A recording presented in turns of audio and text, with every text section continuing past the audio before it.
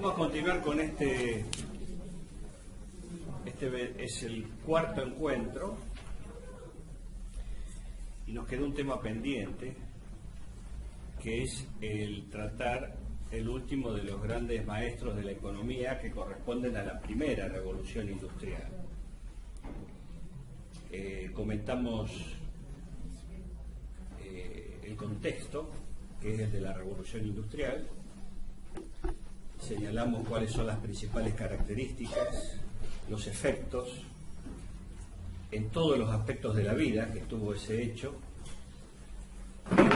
que continúa en otras etapas, y marcamos cómo la complejidad del sistema capitalista empieza a necesitar de una teoría más integral, más completa de lo que se conocía hasta ese momento. Entonces, la revolución industrial es la condición material básica que genera el inicio de esta ciencia o disciplina que es la economía política. Y comentamos que, bueno,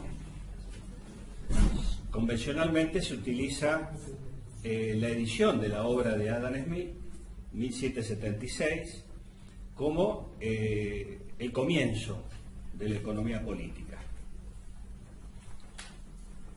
Mencionamos de Adam Smith algunas cositas, ustedes todo esto lo pueden ampliar con la bibliografía, pero fundamentalmente lo que señalamos es que Adam Smith es un precursor,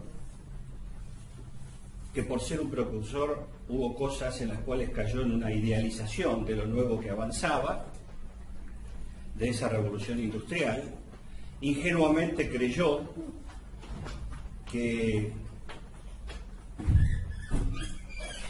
esa enorme cantidad de bienes que se empezaban a producir en cantidades nunca antes vistas iban a representar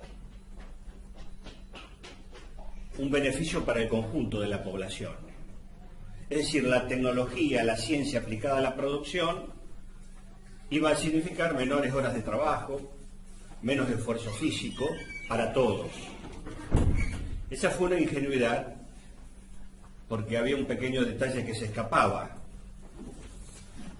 La nueva tecnología aplicada era de propiedad privada y por lo tanto el resultado, el usufructo de ese resultado quedaba en manos de los propietarios, de eso que después se pasó a llamar medios de producción.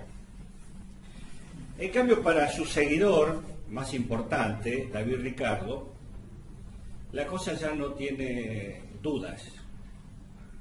Es decir, David Ricardo avanza en la precisión, en el conocimiento del sistema, aprovechando justamente que el sistema está mucho más maduro, en que las relaciones están claras, en que está claro que el capitalismo no viene a resolver los problemas de todos,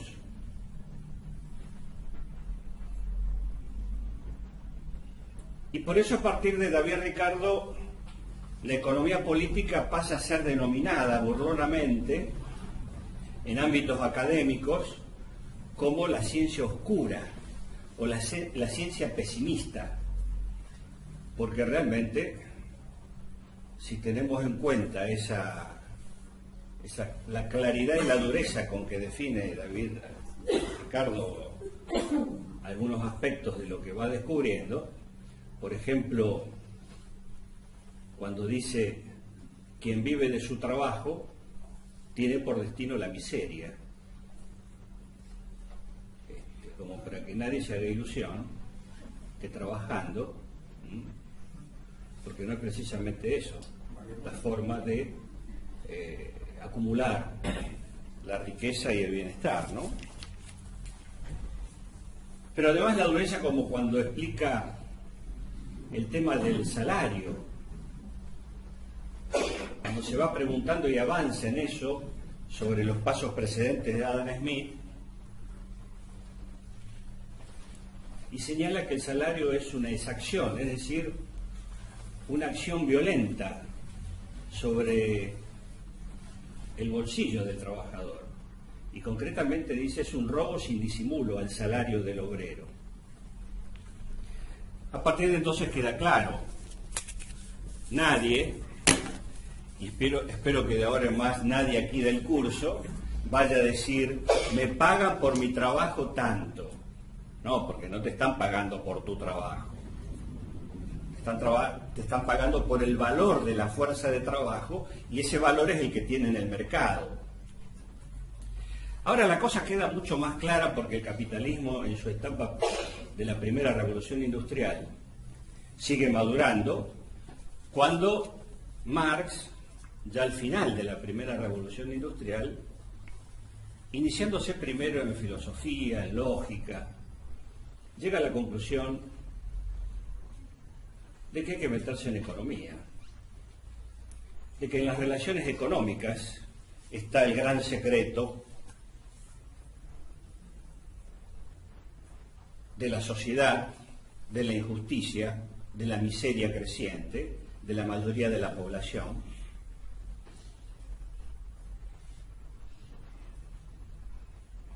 Y ya para Marx, no solamente que no hay dudas, sino que él toma partido, y toma partido en la defensa de los trabajadores y en la crítica científica ahora, demostrada, con números, con datos, con referencias,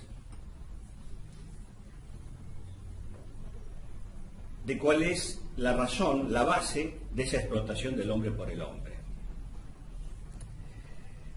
Como decíamos el otro día, Marx pagó caro esto, porque fue discriminado, fue perseguido y pasó muchas necesidades él y su familia, que se manifestaron con limitaciones, con peligros, hasta con hambre. Y al día de hoy sigue siendo condenado, porque según uno de los más importantes economistas norteamericanos del siglo XX, Robert Heilbronner, nadie hasta ahora estudió el capitalismo de una forma tan profunda y tan extensa, tan integral, justamente porque Marx analizó la esencia y no las manifestaciones en las formas del capitalismo. Como analizó la esencia, justamente sus conocimientos perduran y perdurarán mientras exista este sistema económico-social. Él no se perdió en el detalle de la manifestación, de la forma, del aspecto externo de las cosas, sino que fue la esencia. Y al ir a la esencia, precisamente, el capitalismo sigue, en esencia, siendo el mismo que cuando surgió. Cambian las formas, cambia cómo es el trabajador, cómo es el empresario, cómo es el obrero, cómo son las formas de la producción, la forma, pero no cambia la esencia. Marx, además, abrió la cabeza al conjunto de la sociedad, no solamente sobre el tema de las relaciones económicas en la sociedad, sino que no hay esfera del conocimiento, especialmente en las ciencias sociales, que no haya sentido el impacto del aporte de Marx al conjunto de la ciencia, ¿no? A partir de Marx hay otra forma de ver el mundo y la realidad. Antes lo que predominaban eran fundamentalmente dos corrientes para interpretar, por ejemplo, la historia y la sociedad. La más antigua, la más elemental, una visión religiosa, que atribuye el devenir de la historia y de la sociedad a un destino, a un misterio, es decir, a algo que no es accesible al conocimiento humano y que solo está en los designios de un ser supremo, que cada uno lo viste de cualquier forma, cada uno a su gusto, en las distintas religiones, pero que es quien determina cómo marcha la historia. Es decir, algo totalmente ajeno a la posibilidad del hombre de incidir. La otra versión, más moderna, es a la cual estamos más acostumbrados, que es la que surge en los libros de estudio de la primaria, la secundaria. En eso no ha habido grandes transformaciones, inclusive acá en la Argentina, ¿no? Por supuesto. Y es de atribuir, como decía esa poesía de Bertolt Brecht, la historia a la acción de los grandes hombres, e ignorando olímpicamente el papel del trabajo y fundamentalmente a través de ello el papel de los trabajadores en la construcción y en el devenir de la historia. Versiones modernas ahora mezclan tanto un contenido fantástico, religioso, mágico, con esta visión del hombre, del individuo, del líder, del jefe, del presidente, del rey. Porque si vemos y analizamos, por ejemplo, la programación del History Channel y de la nueva versión ahora, History Channel 2, que entre paréntesis se comenta que está la CIA atrás de todo eso, inclusive como propietaria de una parte de ese canal, vemos que se vuelve a recurrir a estas cuestiones mágicas, fantásticas, milagrosas, y también la exaltación del individuo, de algún individuo, y ahora se atribuyen las grandes obras de la humanidad, las grandes realizaciones, el destino y la fuerza de grandes civilizaciones a alienígenas, a la acción de extraterrestres, a hechos mágicos. El asunto central es eludir siempre el papel de los trabajadores como hacedores de la historia, aunque ellos mismos no sepan esto. Aunque ellos no lo sepan, son los hacedores de la historia. Porque son los, como dijimos el primer día, son los que producen todo lo que vemos, todo lo que tenemos. El asunto entonces es negar ese papel. A partir de Marx eso queda claro. No solamente hubo una transformación en la visión del mundo, de la realidad, de la sociedad, del hombre, del papel del hombre, etcétera, y con eso se abarcó el conjunto de las ciencias sociales, todas. Hoy nadie puede decir que se pone a estudiar alguna ciencia social y puede eludir a Marx.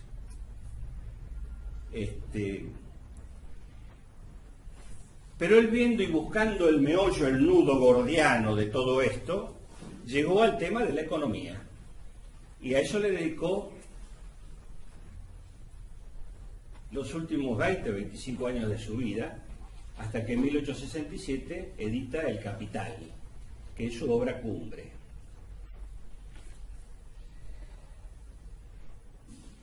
Bueno, hasta la propia estructura de ese libro, de esa obra en 3 grandes tomos, de la cual Marx solamente vivió como para ver y terminar claramente el primer tomo,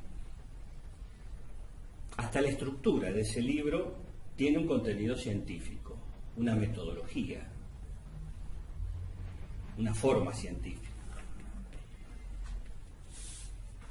Nosotros vamos a centrarnos en esta cuestión, porque el taller hace el centro en la historia económica y específicamente este capítulo que hacemos está relacionado a el pensamiento económico.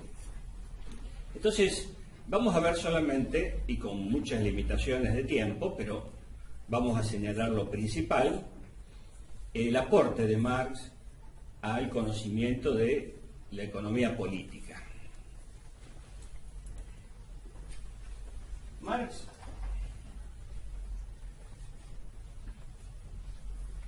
contrariando lo que se sabía o se decía hasta ese momento, dice que mercancías se producían también antes del capitalismo. ¿Qué es una mercancía? Es un objeto elaborado por el hombre para satisfacer necesidades.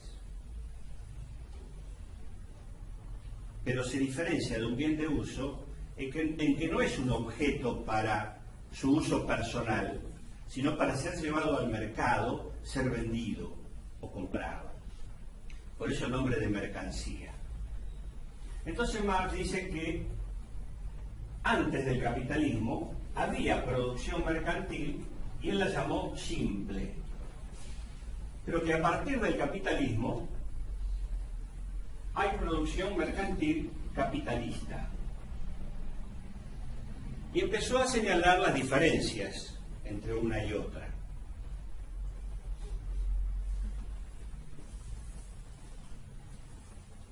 Uno es el objetivo por el cual se diferencia la simple de la capitalista.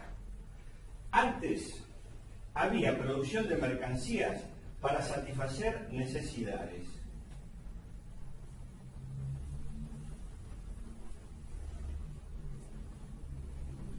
A partir de la producción mercantil capitalista, todo lo que se produce, todas las mercancías, tienen por objetivo el de producir, vamos a hacerlo más breve porque si no, no me alcanza la pizarra, el de obtener plusvalía en forma ininterrumpida. De acá surge la ganancia. La ganancia, los intereses, la renta, etc. Después vamos a explicar eso. Pero acá hay una diferencia sustancial. En la Edad Media, el artesano producía un objeto porque ese objeto era necesario y lo podía vender a alguien. Caso de talabartero, bota, pintura, etc. Cubría una necesidad de su pequeña comunidad. En el capitalismo el objetivo es otro, no es satisfacer necesidades de la sociedad, sino obtener plusvalía. Esto ya nos está indicando una diferencia. En el capitalismo puede haber bienes necesarios que no se producen justamente porque no dan la suficiente plusvalía. Y multitud de boludeces que se producen no para cubrir necesidades, sino que a veces las necesidades son creadas virtualmente a través de medios muy hábiles porque dan plusvalía. ¿Se entiende esta diferenciación? Otro elemento que diferencia una de otra es el tipo de propiedad.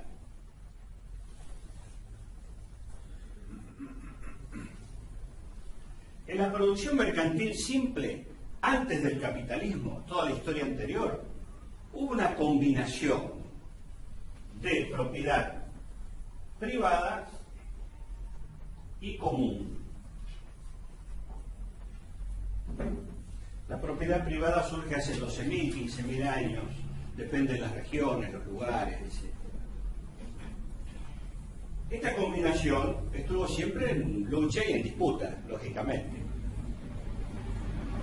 Pero había áreas en común, es decir, una llanura para el pastoreo, un valle, un bosque para la recolección de frutas, etc.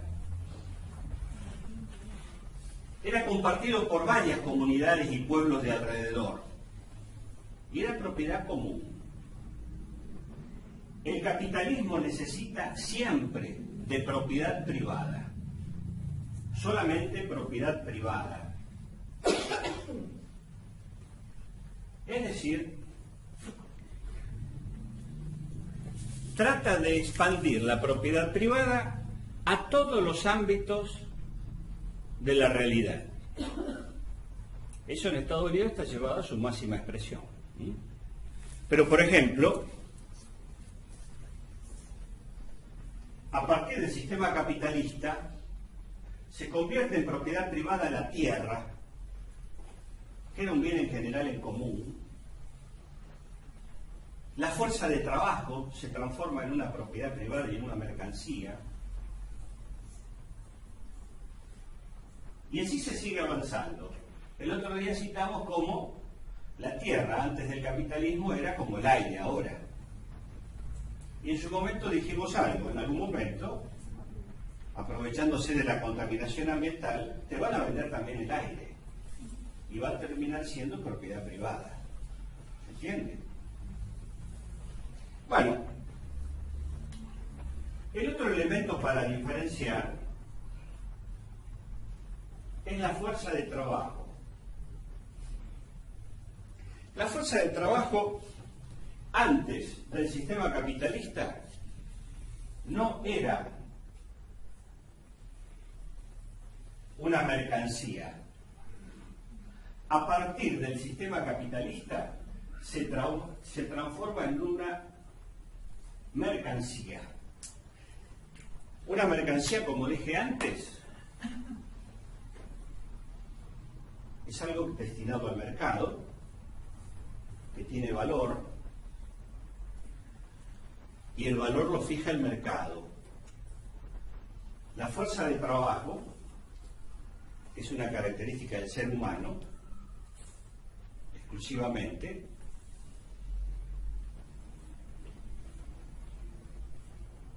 tiene por elemento que lo destaca el hecho que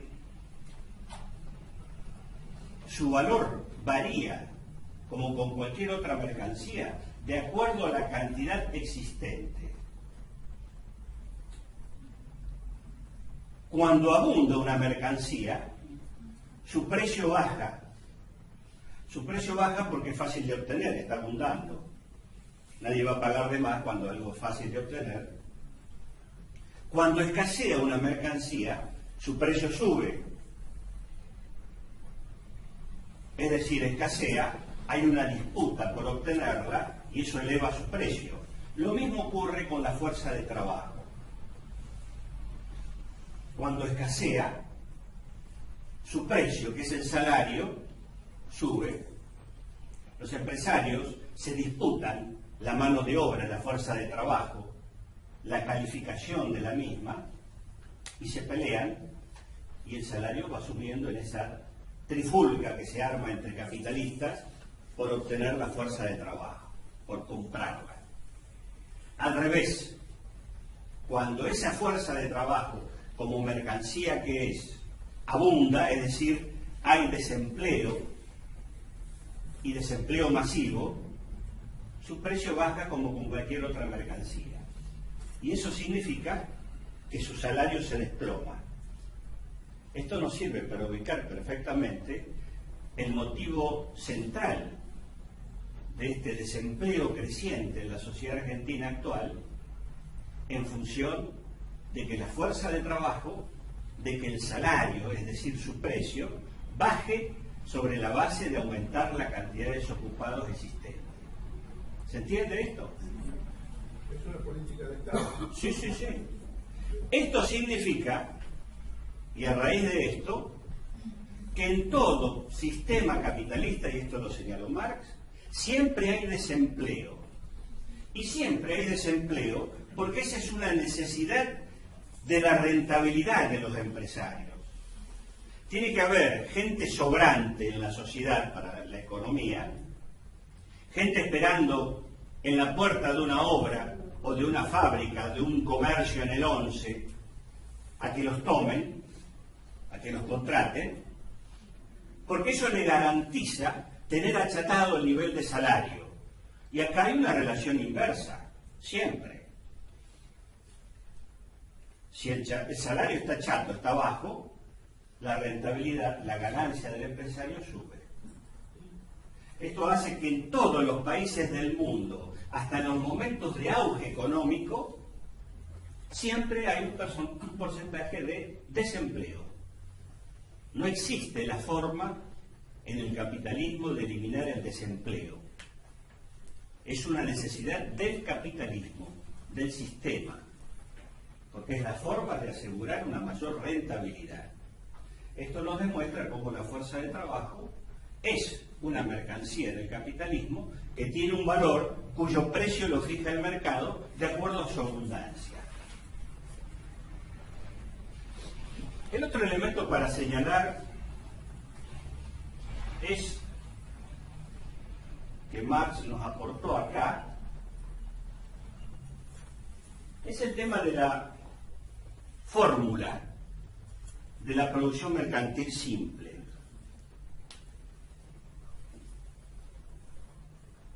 El artesano elaboraba una mercancía, la vendía en la plaza del pueblo y obtenía dinero. Con ese dinero compraba todas las demás mercancías que él necesitaba para vivir y su familia. La fórmula entonces de la producción mercantil simple es mercancía, dinero, mercancía, en donde por supuesto nunca la mercancía inicial va a ser igual a la final. Él, como está especializado en algo, solamente es talabartero, hace botas, entonces vende las botas y obtiene todo el resto de cosas que necesita con ese dinero en la venta para vivir él y su familia. En el sistema capitalista la cosa es al revés. El capitalista parte con dinero, adquiere fuerza de trabajo, es decir, contrata trabajadores, y adquiere medios de producción, materia prima, herramienta, instalación. Con eso, en su taller, en su fábrica, elabora una mercancía, la lleva al mercado y obtiene dinero. ¿Alguien elaborará una mercancía para obtener la misma cantidad de dinero que tenía al principio? Jamás. Esta fórmula, que es la fórmula general del capital, dinero, mercancía, dinero, en realidad es dinero, mercancía, dinero plus, dinero incrementado.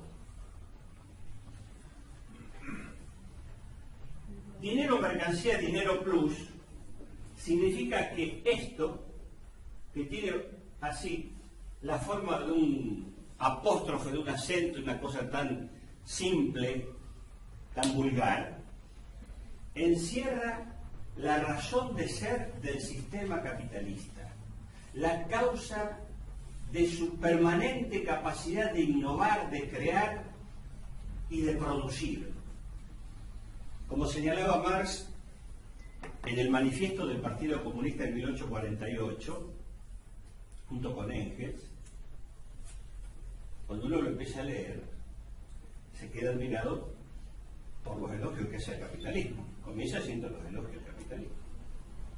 Y claro, hasta ahora ningún sistema ha sido capaz de producir tanto, cada vez mejor, cada vez más, de mayor calidad, como lo hace el capitalismo.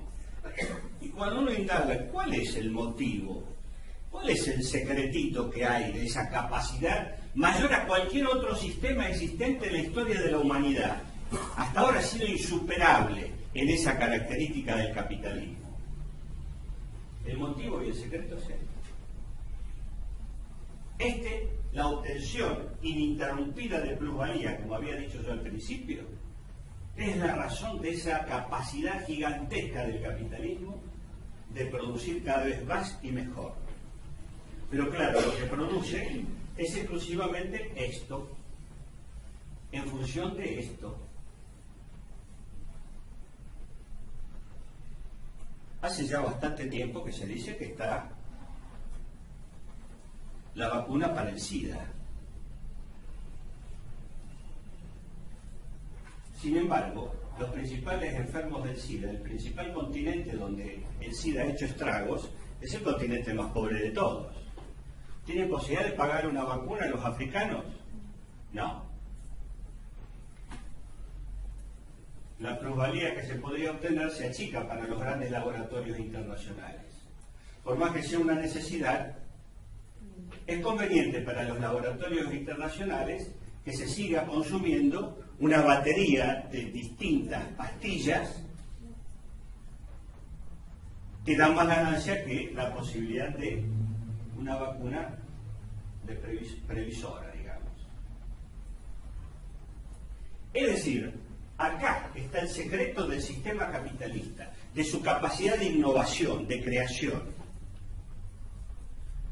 Uno se pregunta, de los casi ya 9.000 millones de personas que somos, de nuestra especie, en el mundo, como la definí el otro día, una especie plaga. Somos una verdadera plaga para el conjunto de la naturaleza. Se calcula que de los 9.000 millones, en cifras redondas, hay alrededor de 1.000 millones que tienen problemas de alimentación. Y llama la atención. ¿Qué ocurre que no se produce un cambio en eso? Que el capitalismo, con esa gran capacidad de innovación y de producción, no resuelve ese tema. Es que su atención está puesta en otra cosa, en la obtención de esto. Miremos qué capacidad tiene de innovar en electrónica y en informática. En informática no están sacando permanentemente nuevos modelos que requieren cambiar todo el equipo, nuevos programas, etcétera, software, que hay que cambiar todo. Ese es el negocio. Es decir, se invierte donde esto se garantiza en su máxima expresión. Esto no me interesa. Queda claro que entonces este es el secreto. La obtención de plusvalía en forma ininterrumpida. Bueno, acá tenemos también la fórmula general del capital. Hoy, el capital más desarrollado, más fuerte, el que hoy es el que manda, es el capital financiero. Y ha modificado esta fórmula general del capital de Marx. Porque el capital financiero, para obtener una enorme rentabilidad y quedarse con la plusvalía del resto de las formas del capital productivo, directamente no necesita producir nada, y ahora su fórmula es esta: dinero, dinero plus. Con la especulación financiera obtiene una ganancia extraordinaria y ya al momento, aprovechando todos los adelantos de las comunicaciones, de la informática, de la técnica. Es decir, es la forma del capital más parasitaria. Obtiene las ganancias más grandes sin producir absolutamente nada, simplemente con la especulación. A eso responde, entre otras cosas, el endeudamiento externo financiero de los países de la periferia. Es decir, no solamente para someterlos política, económicamente, sino también porque es el instrumento que más ganancia le brinda hoy al capital más concentrado. Es la expresión más parasitaria del capital. No produce absolutamente nada y se queda con la parte más grosa de la ganancia. Bueno, vamos a analizar esto. ¿De dónde surge la plusvalía? La plusvalía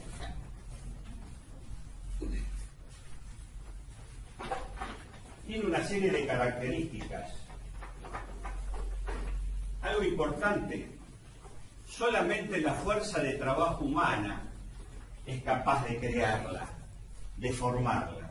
Ningún animal de carga, ninguna maquinaria, por sofisticada que sea, es capaz de crear plusvalía. Solamente la fuerza de trabajo humana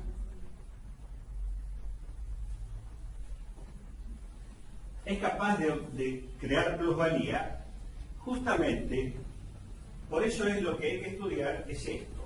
Es decir, ¿qué secreto encierra esta mercancía? Eso ocurre con la fuerza de trabajo humana porque es la única capaz de crear un valor mayor que el que ella misma tiene. ¿Qué significa esto?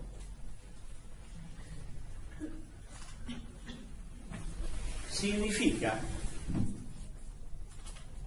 concretamente, que solamente la fuerza de trabajo del ser humano crea un valor que siempre es mayor a la recuperación de las energías de esa propia fuerza de trabajo. Significa que en una jornada laboral,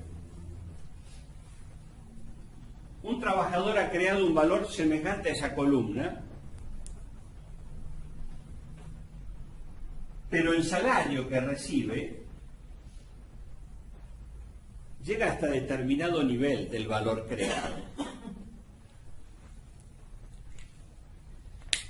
Marx lo definió como que lo que se le paga por salario, partiendo de David Ricardo, es lo mínimo necesario para la reposición, el mantenimiento del trabajador, la reposición de sus energías, de su fuerza, de lo gastado y consumido en la jornada laboral. Eso es lo que se le paga como salario.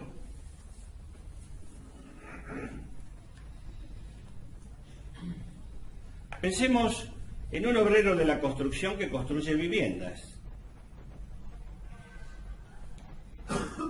Los seres humanos necesitamos entre 2.000 y 3.000 calorías diarias. Promedio 2.500, pongamos. Eso depende de los climas, de los lugares. Y eso se completa con un buen guiso y con un vaso de vino. Si el capitalista puede, pagaría solamente por el valor de eso como salario. Pero en la jornada laboral, ese obrero, por más poco calificado que esté, es capaz de crear siempre un valor mayor. A él lo contratan por una jornada laboral completa, ya sea 8 horas, 10 horas, 12 horas, lo que sea. Significa que lo contratan hasta acá y no puede dejar de trabajar hasta ese horario. Pero está todo calculado para que en el transcurso de la jornada laboral, en determinado momento, él ya ha cubierto con su trabajo lo que le pagan de salario. El resto del tiempo lo sigue trabajando y no se lo pagan. Esa es precisamente la plusvalía. Es la parte del valor creado por el obrero que no se le paga al trabajador y se la apropia el capitalista.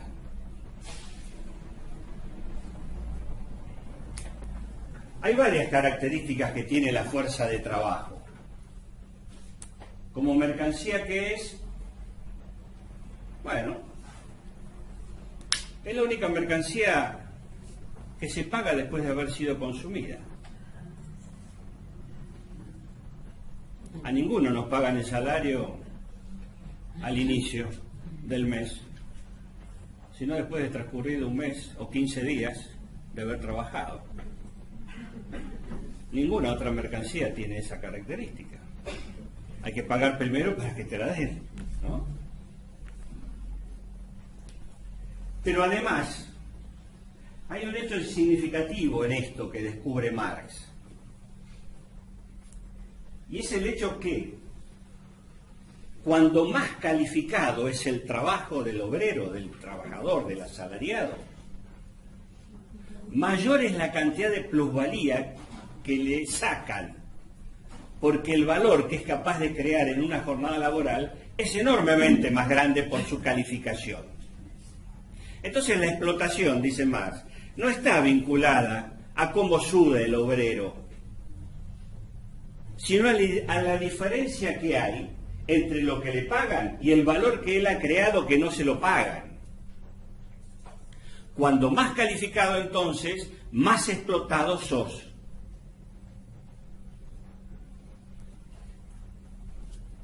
Esto entonces, con la calificación, se va achicando.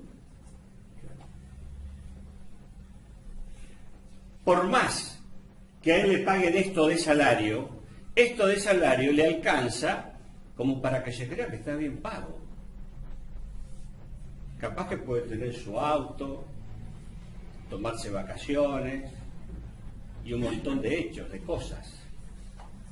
Sin embargo, lo que nadie va a decir es cuánto es el valor creado en la jornada laboral de esa persona calificada que se apropia la empresa, el socio capitalista, la sociedad, la empresa, el capitalista.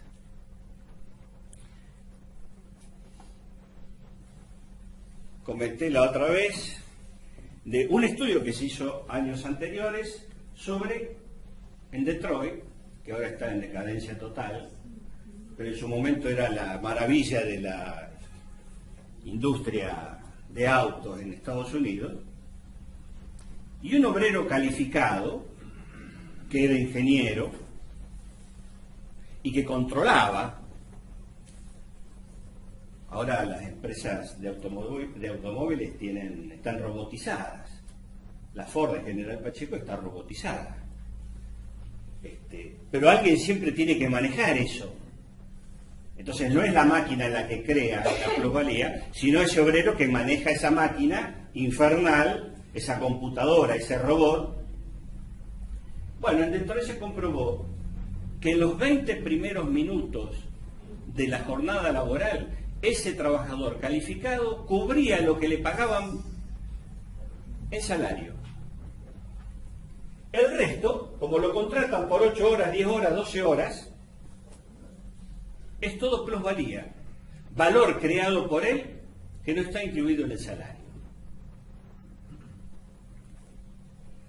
Esto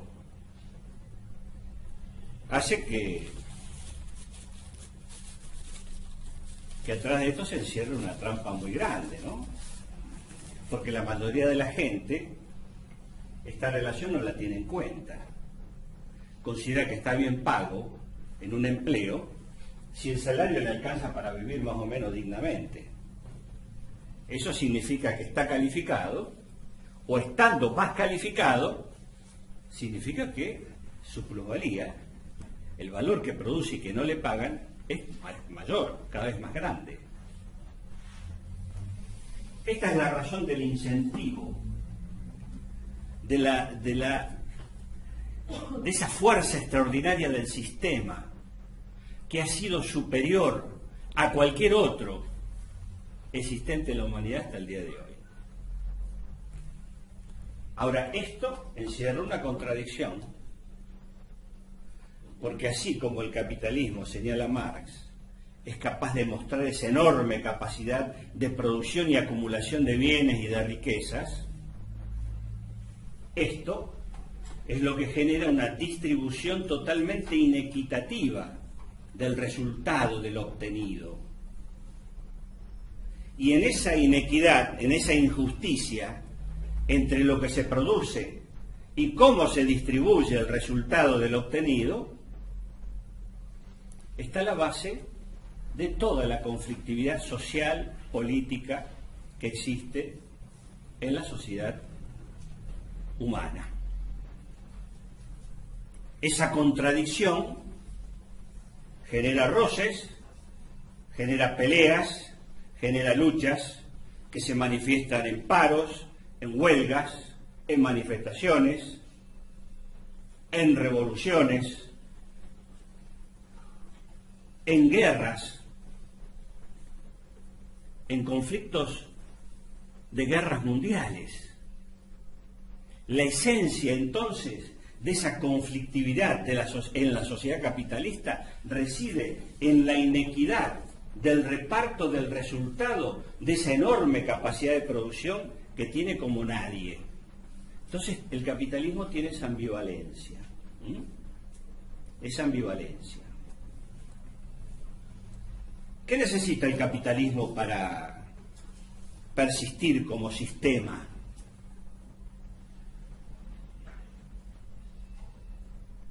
Tira bombas de humo, es decir, cubre, tapa, oculta, vulgariza, esto lo tapa. El trabajador calificado cree que le están pagando bárbaro y se pone la camiseta de la empresa, cuando en realidad lo están recontra explotando. ¿Cómo se oculta esto? De muchas formas. Acá aparece un tema que un compañero el otro día preguntó, que es el fetichismo de la mercancía. El sistema capitalista está creando fetiches permanentemente. Marx lo resumió con esa enorme capacidad que tenía en el fetichismo de la mercancía, que encuentra en la forma valor de esa mercancía, que es el oro o el dinero, su forma más redondeada. La injusticia, la desigualdad, la inequidad, dice el capitalismo, se debe a que, bueno, hay cosas que son inmanejables. Es el poder del oro, es el poder del dinero. Cuando dice poder del oro, el poder del dinero, lo que hace es ocultar que la raíz de la inequidad y de la injusticia reside precisamente en el tipo de relaciones sociales que se establecen en el proceso de producción y que causan esto, esta diferencia, esta apropiación, este robo sin disimulo al salario del obrero. Entonces, la culpa la tiene el oro. El responsable es el dinero. Es la búsqueda de un chivo expiatorio, siempre externo, y que trata de ocultar la esencia de estas relaciones de explotación del hombre por el hombre, y que tienen su origen básico en el hecho de que el capitalismo siempre tiene la precaución de que los medios de producción, que son los que crean riqueza, su propiedad, su usufructo, estén en manos de una minoría de la sociedad. Y los trabajadores estén totalmente enajenados de esos medios de producción. Por lo cual, para vivir, necesitan vender lo único que tienen. ¿Y qué es lo único que tienen? Su fuerza de trabajo.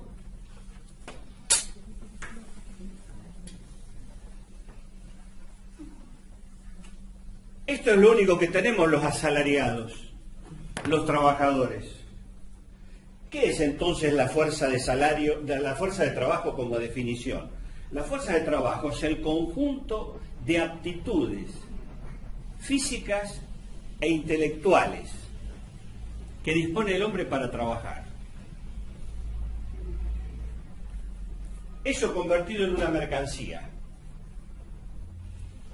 Si no logramos vender esto, no tenemos de qué comer. No solamente quedamos desocupados, sino rápidamente somos marginales, es decir, estamos fuera de la sociedad. Hay que tratar de vender esto. Una forma, es decir, estudiar, obtener una cartulina, un título de algo, que yo lo pueda mostrar cuando voy a vender mi fuerza de trabajo. Y decir, miren, tengo este título, sé hacer esto, esta institución lo garantiza, por lo tanto, quiero un salario un poquito más alto. Ahora, si no logramos vender eso, estamos en la lona. Por eso Marx señala en El Capital que el obrero moderno, el trabajador, el asalariado, es más esclavo que el esclavo de la antigüedad. Porque al esclavo de la antigüedad, para que produzca, para hacerlo trabajar, había que tirarle un plato de comida al día, cubrirlo con algún trapo y ponerle algún techo. El capitalismo logró lavarse las manos de todos esos compromisos. Y esto aparece en los albores del capitalismo industrial, con las revoluciones burguesas. Los derechos del hombre y del ciudadano. Sos libre. Es decir, no estás atado a un señor, a un dueño tuyo que te tiene y está obligado a alimentarte. Tenés derechos, están escritos en la ley. Ahora, eso sí, nadie te garantiza el plato de comida. Sos libre también para cagarte de hambre.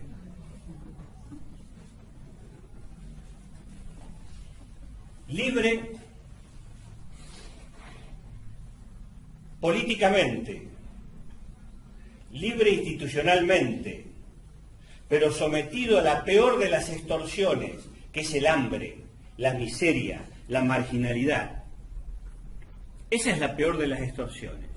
Y a eso Marx llamó que entonces el obrero moderno, del cual nadie se hace cargo de su alimentación, de su vida, etc., es más esclavo que el esclavo de la antigüedad, porque está más librado a su propia suerte, a tratar de vender su fuerza de trabajo, que es lo único que tiene. Ahora, para garantizar eso, solamente tiene que poseer esto. No tiene que tener ningún medio de producción, ni herramientas, ni maquinaria, ni instalaciones, ni tierra. ¿Se entiende esto? Y la inmensa mayoría de la población en las sociedades capitalistas tiene esta característica, está desposeída de los medios de producción. Creo que el primer día también hablamos algo de que cómo algunos se confunden en esto. Y confunden bienes de uso personal con medios de producción. Los medios de producción son los que crean riqueza. Los bienes personales pueden ser tu casa, tu auto, tu posibilidad de vacacionar, tu ropa de calidad, en fin, todas las cosas que los sectores medios generalmente señalan como parte de su pertenencia de clase. Y es parte de su tremenda confusión, de su desubicación con respecto al papel que ocupan, porque las clases sociales no se diferencian por el ingreso ni por su nivel cultural. Las clases sociales se diferencian por el papel que ocupan en los medios de producción, en el proceso de producción. Es decir, si tienen o no medios de producción en propiedad. Bueno, eso tiene un montón de derivaciones políticas que nosotros la estamos viviendo hace rato, ¿no es cierto? Y dramáticamente, con sectores medios fáciles de confundir, muy fáciles de confundir, y que además, lamentablemente, esto no se puede superar, ¿eh? Solamente un trabajo ideológico muy serio, porque si no nos está pasando algo grave. Estamos criando cuervos.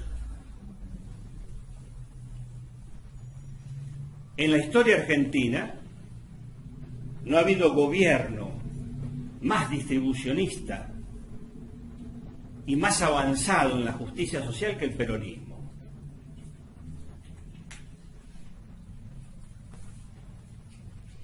El peronismo ha promovido una elevación permanente del nivel de vida de la población, de los más pobres. Esa ha sido su razón de ser, la justicia social. Ahora, si no hay una labor política, ideológica, hacia esos a quienes estás posibilitando elevarse, ni bien se elevaron 2 escalones, ya empiezan a pensar distinto. Por eso digo yo, criar cuervos.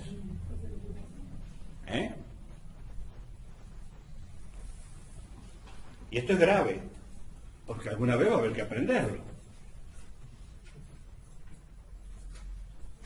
¿Qué tiene el pequeño burgués, el clase mediero? Cuando le va bien es mérito propio, individual, de él, su habilidad en los negocios, en la inversión que hizo, en esto, en lo otro, su inteligencia. Cuando le va mal, la culpa la tiene el de afuera, el otro.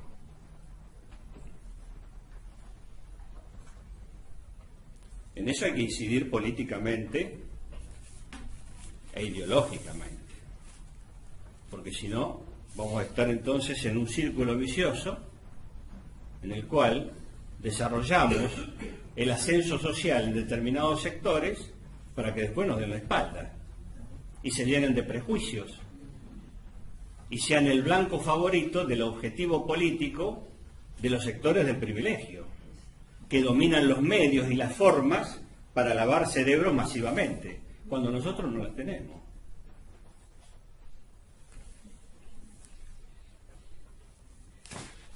La fuerza de trabajo entonces tiene esa característica, y Marx definió a la parte de la jornada laboral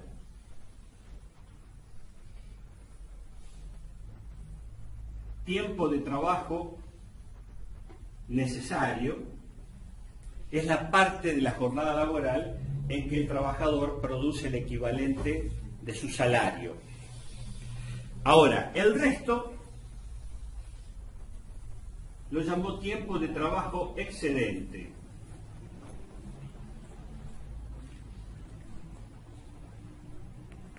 La plusvalía, y en esto la burguesía internacional ha leído a Marx y lo ha estudiado a fondo, mucho más que los trabajadores, lamentablemente es así. La forma de aumentar esto son de las más sutiles a las más brutales.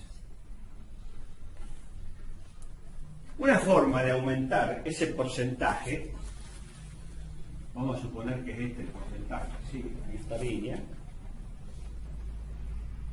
salario, plusvalía. Una forma de aumentar que han tenido brutal y que aquí se aplicó con dictaduras es alargar la jornada laboral.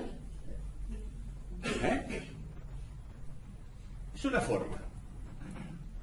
La necesidad también lleva a eso, porque los objetivos por los cuales lucharon líderes sociales a principios de siglo, las 8 horas laborales de trabajo, hoy está eso olvidado. Se trabaja en 2 lugares, o 10 horas, o 12 horas, o más. Esta es una forma brutal que genera protesta y despelote inmediatamente. Solamente posible bajo formas dictatoriales. Pero hay otra, más sutil, manteniendo la misma jornada laboral, la misma extensión en horas, hacer que el trabajador sea más productivo, que él esté más calificado, que haya más maquinarias, más técnicas, que produzcan más en el mismo tiempo. De esa manera aumenta el margen de plusvalía que se apropia el empresario. Otra forma es disminuyendo el salario. Si se lo hace así directa, se arma despelote.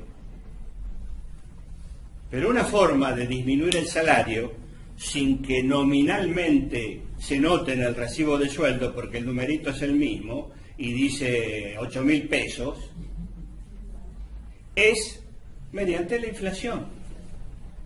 Es decir, con el aumento de los precios con los cuales vos adquiréis los bienes con ese salario. Vos seguís cobrando 8.000, pero los precios aumentaron. Quiere decir que estás ganando menos por más que el numerito del recibo de salario, de sueldo, siga diciendo 8.000 pesos. ¿Se entiende esto? Entonces la inflación, el aumento de los precios relativos de los bienes y servicios, es parte también de una política para aumentar el margen de plusvalía que obtienen los empresarios, sin que eso aparezca con la brutalidad con que es un aumento, una disminución de salarios, etc. La primera, alargando la jornada laboral, Marx la llamó plusvalía absoluta. La segunda, mediante estos otros métodos más sutiles, plusvalía relativa. En la Argentina se han aplicado Alternativamente o combinadas, ambas formas de aumentar plenamente la plusvalía obtenida por los empresarios. Bueno, para finalizar esta parte breve que hacemos de Marx señalando lo central, señalamos que cualquier mercancía tiene valor y encierra tres componentes. Bueno, esos componentes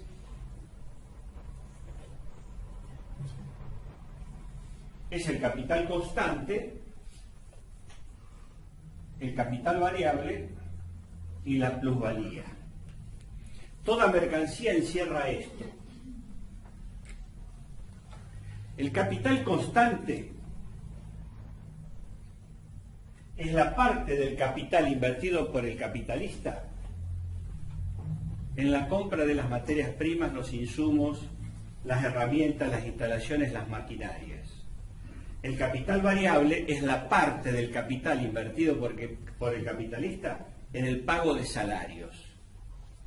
Marx señaló cómo el desarrollo del capitalismo genera que esto crezca cada vez más con respecto a esto.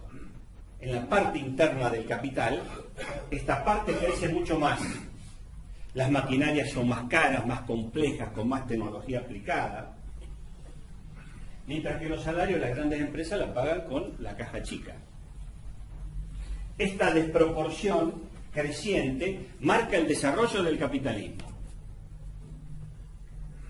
A su vez, esto se llama composición orgánica del capital, esto encierra una contradicción. Cada vez se gasta más, se invierte más en esto que en esto. Sin embargo, la plusvalía surge de acá. Esto crea también contradicciones en el sistema capitalista, que es un sistema plagado de contradicciones. En todo caso, nuestra habilidad tendría que ser aprovechar esas contradicciones para que un día la tortilla se vuelva, como decían los republicanos españoles. Es decir, para cambiar la cosa. Mientras tanto, esto es cada vez más así. Un comercio simple de otra época, instalaciones pocas, salario estaba más equiparado. Pero hoy en día, pensemos en un shopping, las instalaciones, el aire acondicionado, la iluminación, los estándares, todas las cosas. Comparado con lo que se gasta en salario, no es nada, es cada vez menos lo que se gasta en salario. Es decir, crece cada vez más la composición orgánica del capital. A esto, que es el capital invertido por el capitalista, se suma lo que obtiene, que es la plusvalía. Toda mercancía encierra esto, estos tres elementos. Esto es una mercancía, encierra eso. Aquí están contenidos esos elementos que muestran una determinada relación social. ¿El fetichismo cuál sería? Echarle la culpa a la mercancía y no al tipo de relaciones sociales que se establecen en la sociedad capitalista.